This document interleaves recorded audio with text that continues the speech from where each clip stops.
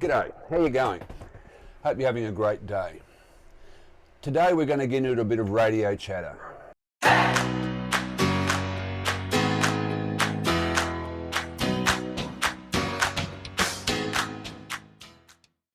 The starting point is your VHF. It's likely the radio you use most often when you're out on the water.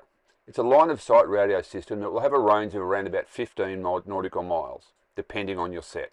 It'll depend on the location of the area, like how high is it mounted on your vessel. It will also depend on the weather and whether or not there's a repeater station to boost your signal in the area you're moving about in. So there's a number of factors in there that's going to influence the performance of your system. In addition to your VHF, you may also have an AIS system on board. We're going to go into AIS and other comms devices in later episodes, so just be patient. Today's a pretty straightforward thing. You might have also heard about 27 meg. Well, scrap that thought. I think you'll find, for the most part, 27 meg is a thing of the past. You'll also have heard about HF too, high frequency, and it seems HF is also on the way out.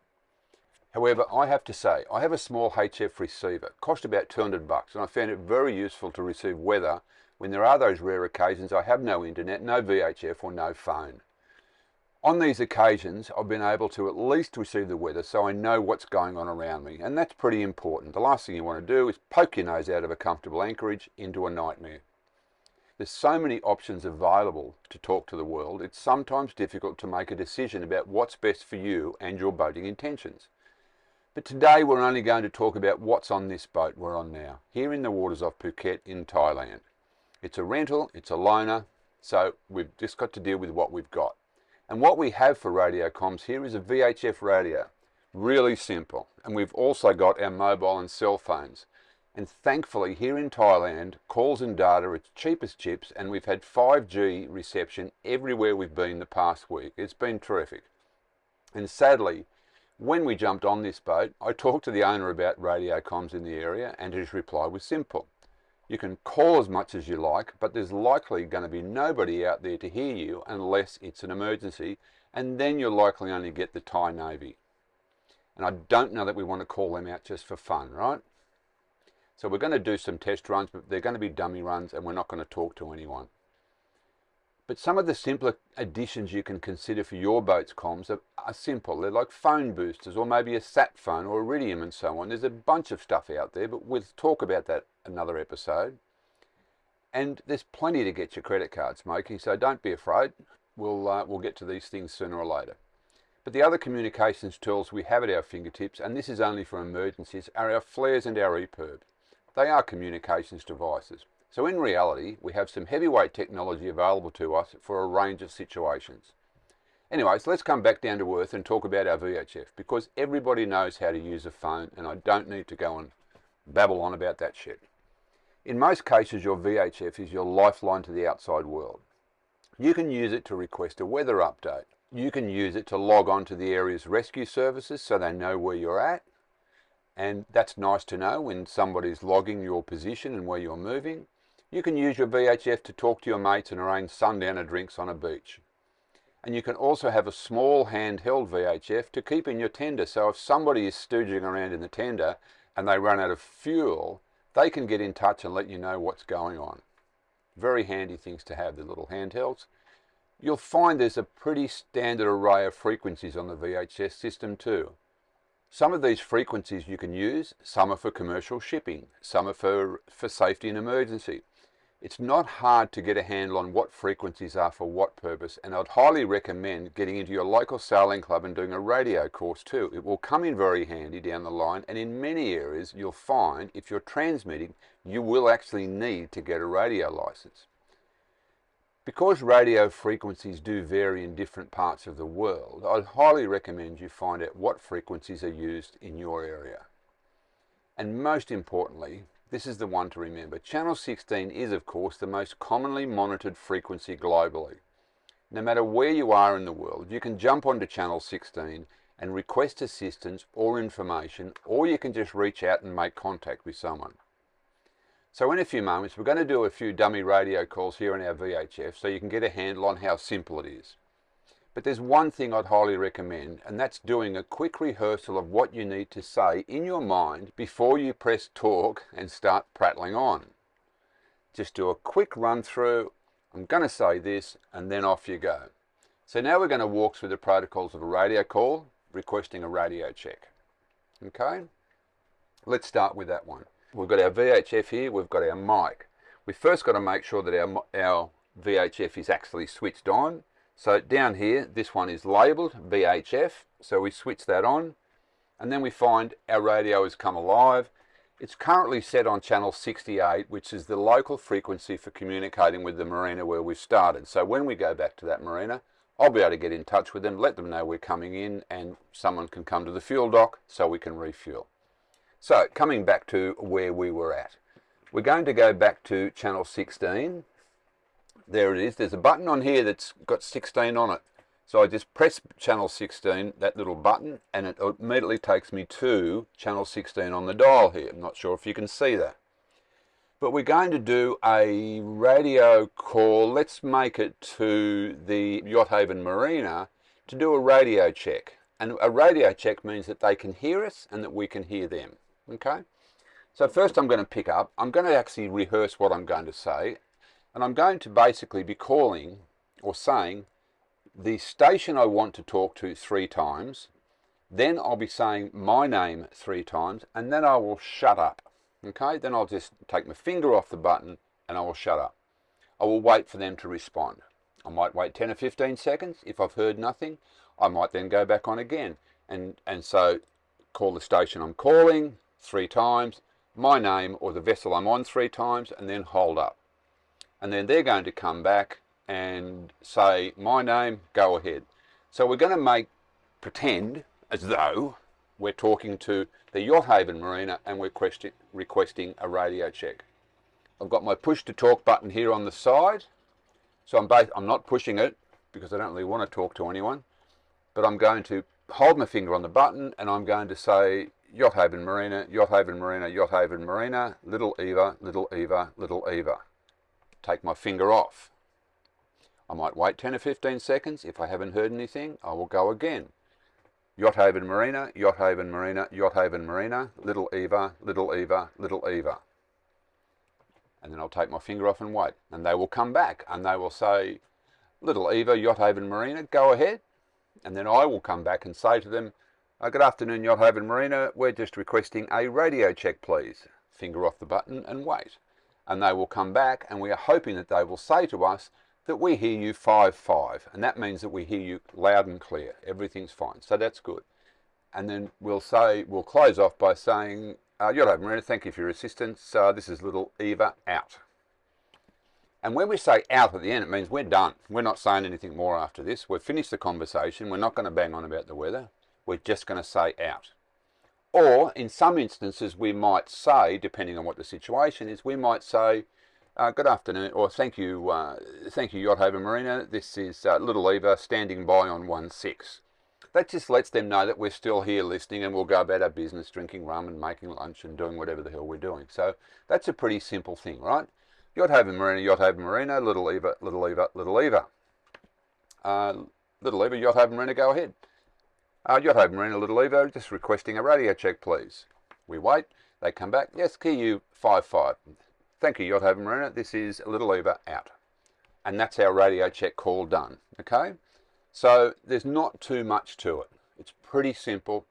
Be short, be clear. Everything should be fine. The next thing that you're going to want to possibly do is talk to your mates. You might have some mates around somewhere who are on another boat. Channel 16, unless you've prearranged to be on channel 7.2 or 8.1 or whatever it might be in the area that you are, that is a ship-to-ship for recreational use on a frequency that's for those purposes, unless you prearrange that with your mates, just do the channel 16 thing.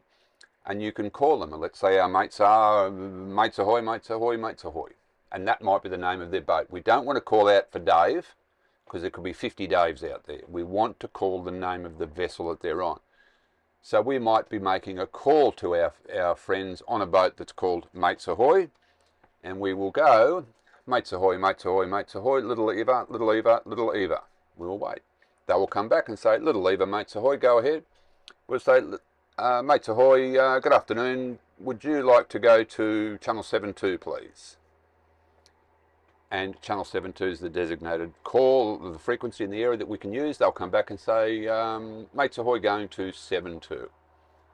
Copy that, little Eva going 72. And that's it. We will switch to 72, we will do our call again, and then we can have a bit more of a conversation. It's not going to be a long-winded thing about how's the weather where you are and we had a big day doing whatever.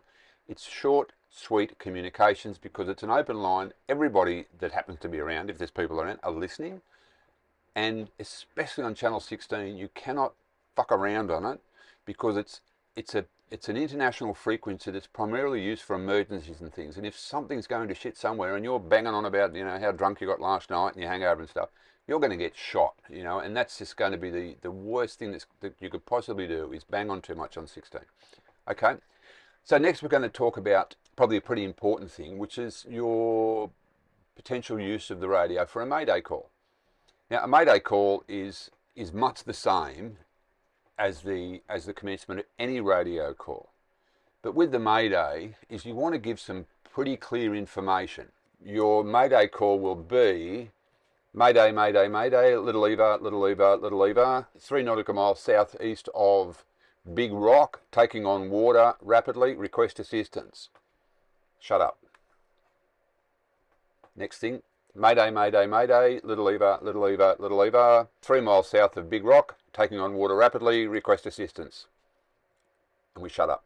So what we're basically doing, we're making everyone in the area that's listening know that there's a mayday call. If you're on channel 16, which is what you should be doing, there's going to be somebody or some organisation that's going to be listening. Whether it's the Navy, whether it's the Volunteer Marine Rescue, whether it's Coast Guard, or another boat that could be just around the corner. But you're saying, it's a mayday. This is desperate. And a mayday call is only for desperate situations. It's not for, oh shit, we've run out of rum.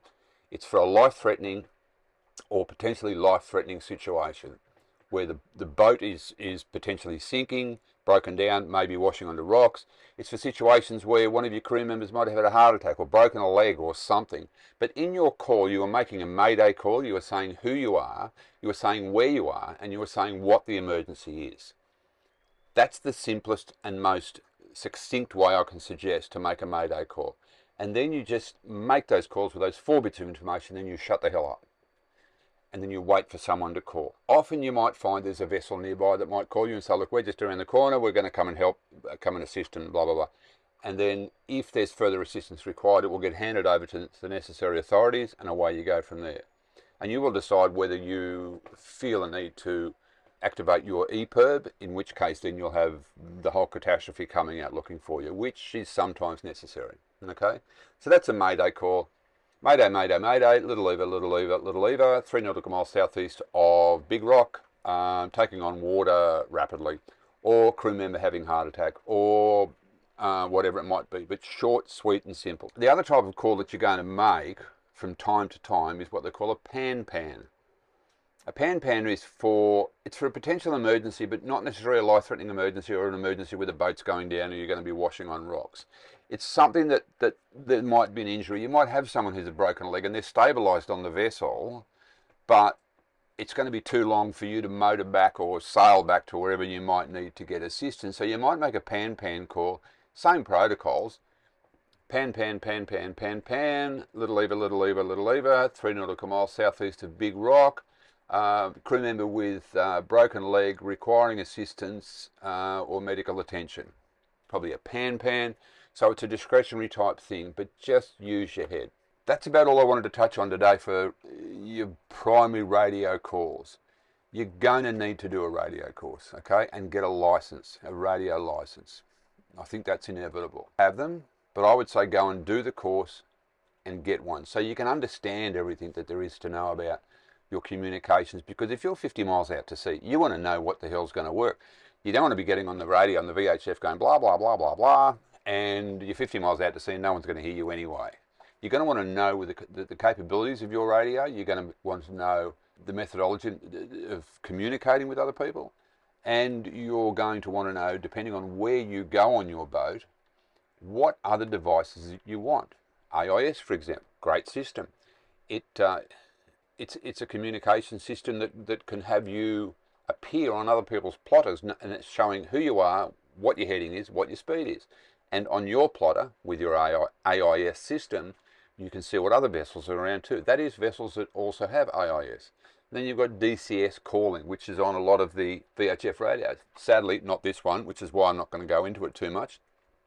But take some time, do some homework. Do some homework and Google AIS and AIS systems, marine system.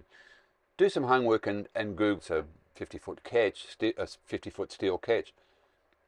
I actually have two aerials on my mizzen mast, and they're two aerials that are about yay diameter and about, I don't know, 700 mil long, and one of them sits either side of the top of my mizzen mast, and that's called a MIMO system, message in, message out. Two big thick cables come down the mast and run into a modem that sits at my nav station on my boat, and that boosts my signal. Now that's gotten me, with Wi-Fi calling and internet, that's gotten me reception up to 30 or 40 nautical miles out to sea.